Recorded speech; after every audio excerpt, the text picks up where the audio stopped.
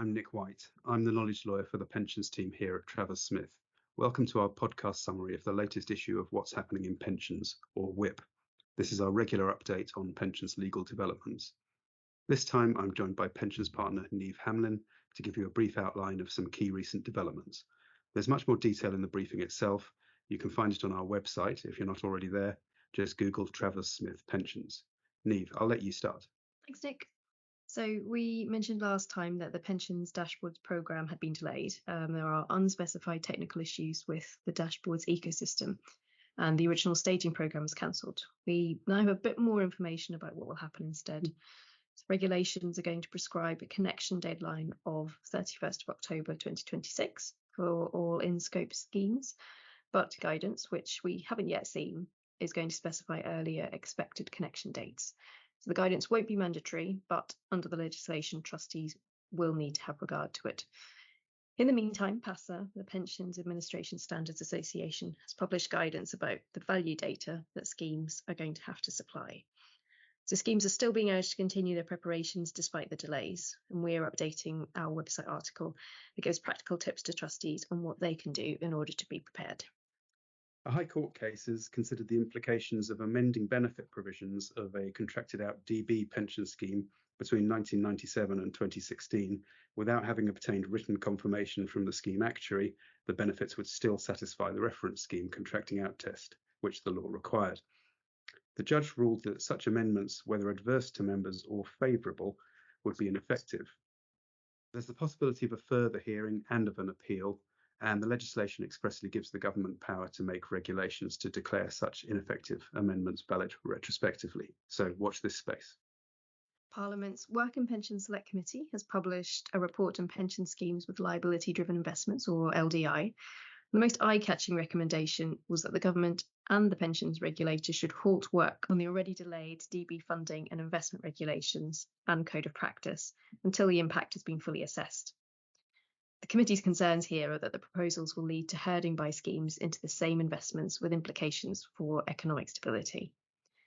If the committee's recommendations are accepted, we can also expect schemes to have to make reports and disclosures about their LDI exposure, and for the pensions regulator to monitor on an ongoing basis whether schemes are maintaining LDI resilience to market shocks.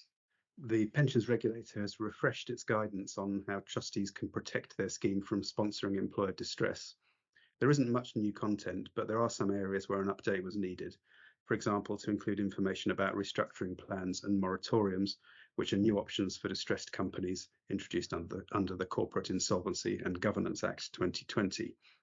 As you might expect, the regulator focuses on integrated risk management and the need for ongoing engagement with the employer. We've also been helping a number of clients with the implications of the recent Capita data breach, with help from our data protection specialist colleagues. In WHIP, we report on a short statement by the pensions regulator about its expectations, which includes links to various pieces of guidance. Do please contact us if you haven't already, if your scheme and members have been affected and you would like help with any aspect of this. Louise Davey recently replaced David Fairs as the pensions regulator's Director of Regulatory Policy. She's written a few blog posts since she took up the role, and the two most recent ones concern DC investment volatility and ESG disclosures. The DC investment piece focuses on the implications of high gilt yields on DC members, especially those who were de-risking as they approached retirement. She urges trustees to be prepared for members to be concerned about falling investment values when they receive their annual benefit statement. On ESG, she explains what the regulator will be doing to check that in-scope schemes have complied with the TCFD climate-related disclosure requirements for statements of investment principles and implementation statements, and then what the regulator will do to review the quality of disclosures with a view to promoting best practice. The government has published its 18-month review of the 2021 transfer conditions regulations, but unfortunately it's inconclusive. They've noted industry concerns about the overseas investment amber flag and transfer incentive red flag, which can in practice obstruct transfers but don't seem very likely to be scams. But no decision to make any changes has yet been taken.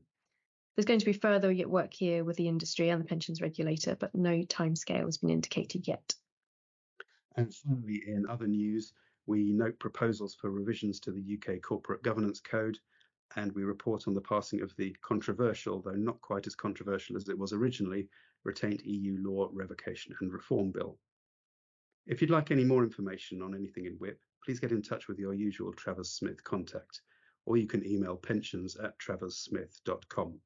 You can sign up on our website to be sent email alerts when we publish new briefings, and for more commentary, do please follow Travers Smith Pensions on LinkedIn. Thanks very much for listening.